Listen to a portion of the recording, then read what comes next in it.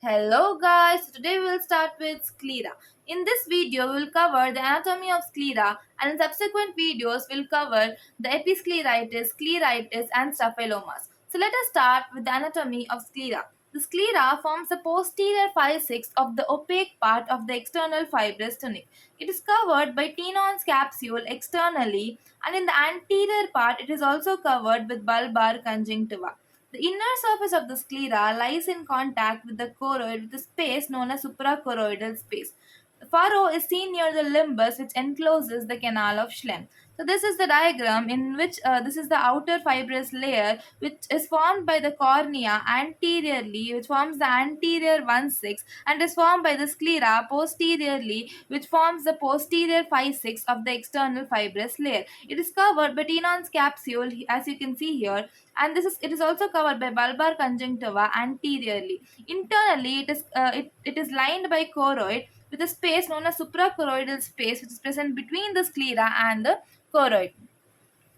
And here at the limbus, this is the site where the furrow is present, limbus. Now we'll look at the thickness of the sclera.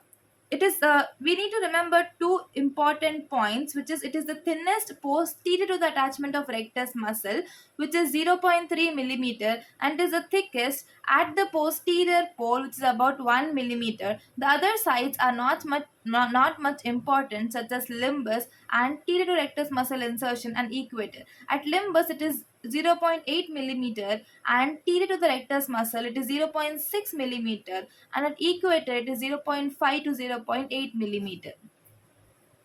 If we consider this as the rectus muscle, then posterior to the insertion of this, it will be 0.3 millimeter, which is the thinnest, and at the posterior pole, so which is here, it is about 1 millimeter, which is the thickest. So the most important points to be remembered.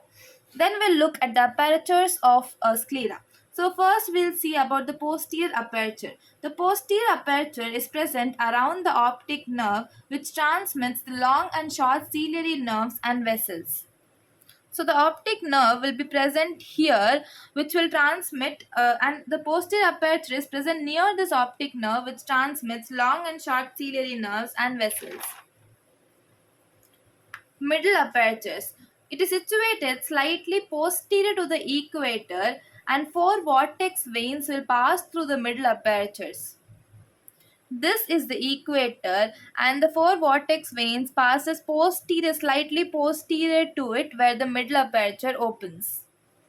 Anterior apertures. It is present 3 to 4 millimeter away from the limbus. Anterior ciliary nerves and long ciliary nerves will pass through it. Anterior ciliary vessels and long ciliary nerves will pass through it. This is the limbus, 3 to 4 millimeter away from it. So almost here there will be a passage of anterior ciliary vessels and long ciliary nerve through the anterior aperture. Let us look at the layers of sclera. So sclera consists of three layers from outside to inside. It is episcleral tissue, sclera proper, and lamina fusca.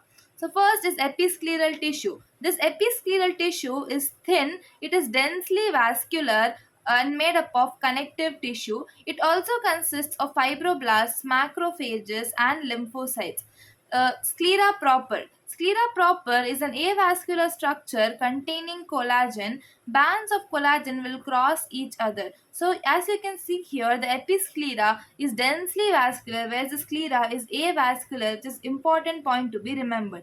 Lamina fusca, it is the innermost layer and it blends with the suprachoroidal and supraciliary lamina.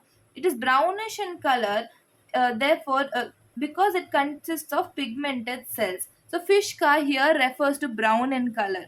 Nerve supply of sclera. The nerve supply of sclera is by branches of long ciliary nerves. So this is all about anatomy of sclera. Thank you.